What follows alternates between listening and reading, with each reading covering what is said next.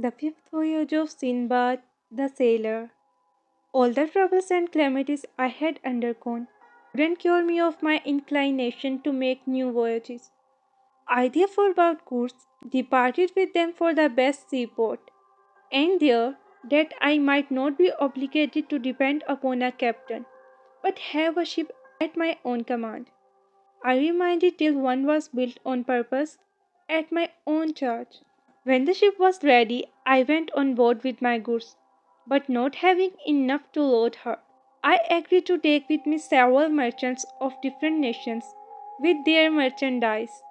We sailed with the first fair wind, and after a long navigation, the first place we touched at was a desert island, where we found the egg of a roc equal in size to that I formerly mentioned. There was a young roc in it, just ready to be hatched, and its beak had begun to break the egg. The merchants who ran it with me broke the egg with hatchets, and making a hole in it, pulled out the young roc piecemeal, and roasted it.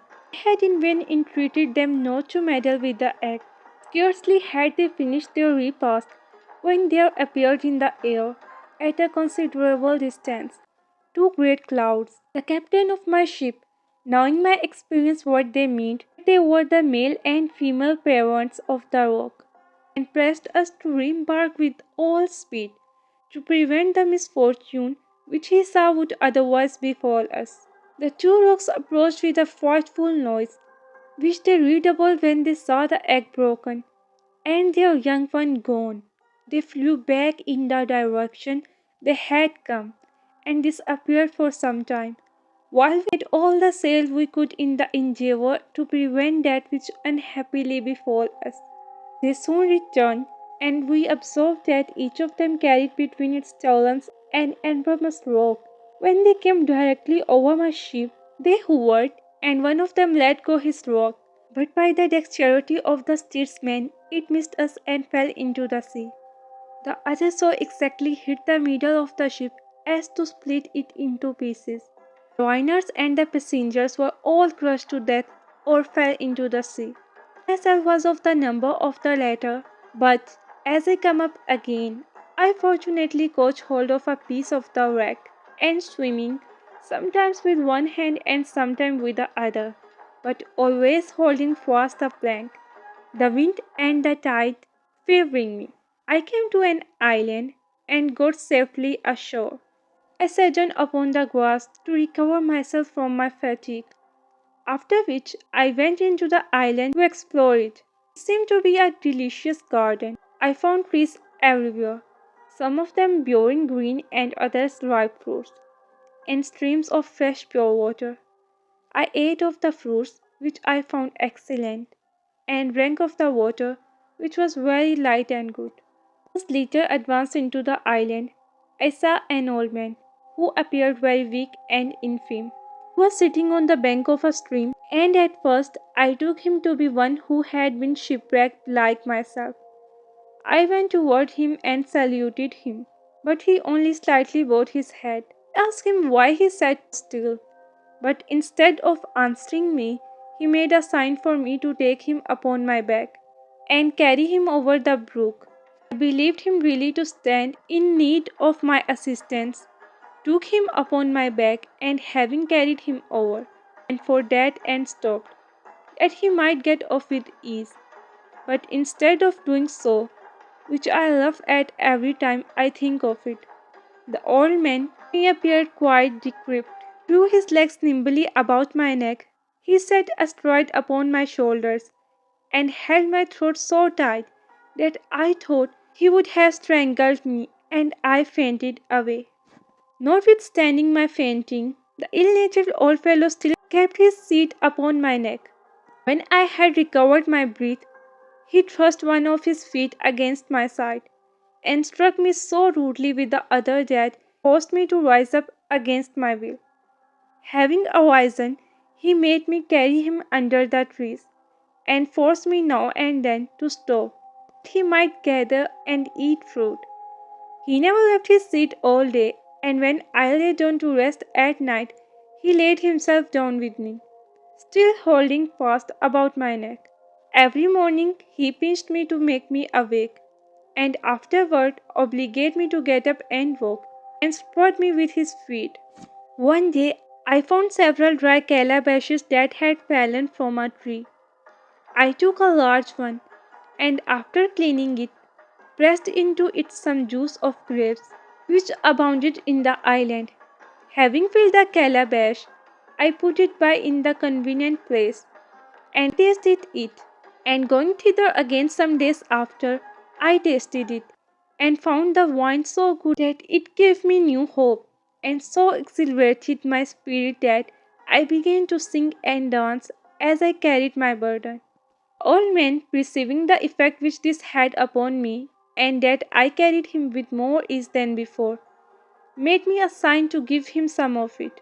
I handed him the calabash, and the liquor pleasing his palate, he drank it off, there being a considerable quantity of it.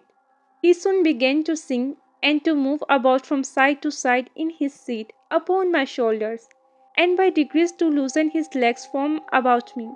Finding that he didn't press me as before, I threw him upon the ground, where he lay without motion.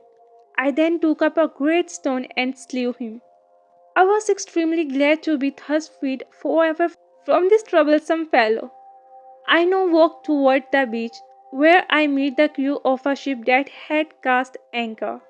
Taking water, they were surprised to see me, but more so at hearing the particular of my adventures.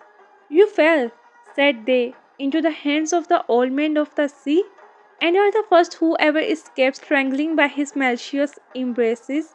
Never quitted those he had once made himself master of, till he had destroyed them, and he has made this island notorious by the number of men he has slain." They carried me with them to the captain, who received me with great kindness. He put out again to sea, and after some days' sail we arrived at the harbour of a great city, the houses of which overhung the sea. One of the merchants, who had taken me into his friendship, invited me to go along with him. He gave me a large sack, and having recommended me to some people of the town, who used to gather coconuts, desired them to take me with them. "Go," said he, "follow them, and act as you see them do. But do not separate from them, otherwise you may endanger your life." Having thus spoken, he gave me provisions for the journey, and I went with them. We came to a thick forest of cocoa palms, very lofty, with trunks so smooth that it was not possible to climb to the branches that bore the fruit. When we entered the forest, we saw a great number of apes of several sizes, who fled as soon as they perceived us, and climbed to the tops of the trees with amazing swiftness. The merchant with whom I was gathered stones, and threw them at the apes on the trees.